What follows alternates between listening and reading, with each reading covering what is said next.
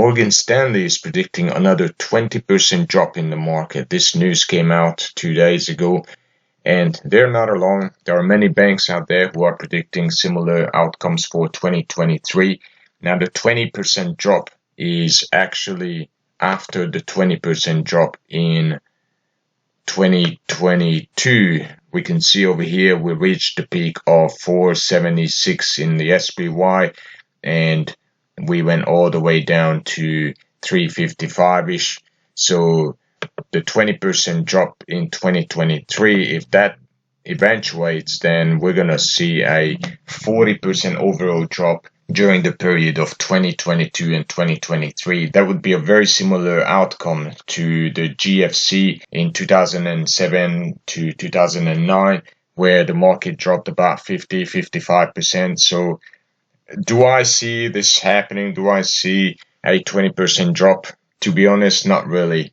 Even though the economy, the global economy and the US economy is not really doing well, there are many headlines coming out every single day saying that company XYZ laid off so many thousands of employees and so forth. But the real reason why I don't think that the market is going to collapse another 20% is because the Fed is going to intervene. They have been raising the interest rates for quite some time, and if they continue doing so, then there's going to be a lot of blood on the street, and they're not going to let that happen. So they will step in and reintroduce the quantitative easing. So what do options traders do in such environment where the market is behaving one way and the global economy is indicating that the market should be behaving in a different way?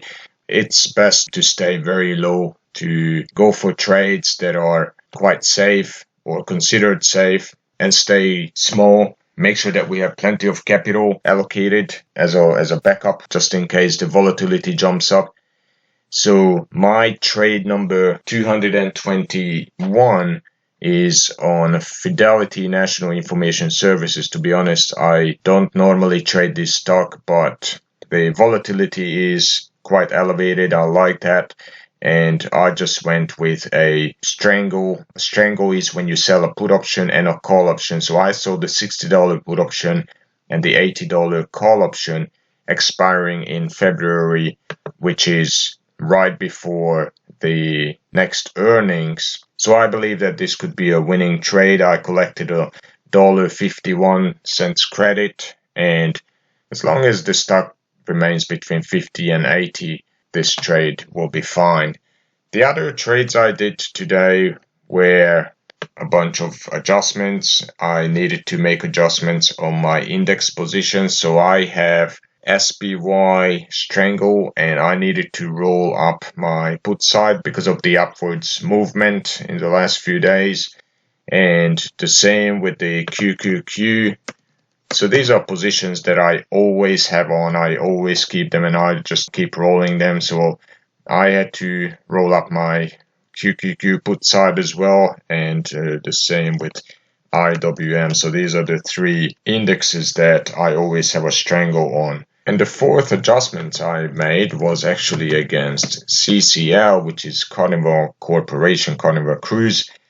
So what we have in here, what I have is a $15 put option. I placed this trade on when the stock was still well above $15, and it came down from about 20. I did not believe that it's gonna go below 15. So I sold the $15 put option, and the price just kept going down. So I'm stuck with the $15 put option there, but I'm not giving up. Eventually the price is going to bounce back up, and in the last week or so, we have seen a nice upwards movement. So I sold a $12 call option against this position just to collect another 20 cents credit. So really not much. But the good news is that now I have over $3 net credit in this deal, and I will just keep rolling it until it becomes a winner. It's just for my personal satisfaction. I don't like to lose trades. So that concludes my trade number 221. So once again, it was against Fidelity National Information Services, and it was a simple strangle at 1 standard deviation. So if we take a look in here, 60, the delta on the put side is 15, and on the call side it's also 15. So the price is right in the middle of the range, and I'm hoping that it will stay between those two strikes. So I hope you enjoyed this video. I hope you find it useful. If you enjoyed it, please hit the like button, subscribe to my channel. Once again, I will continue documenting one of my option trades every single day for your benefit. So I'll see you on the next video. Thank you for watching.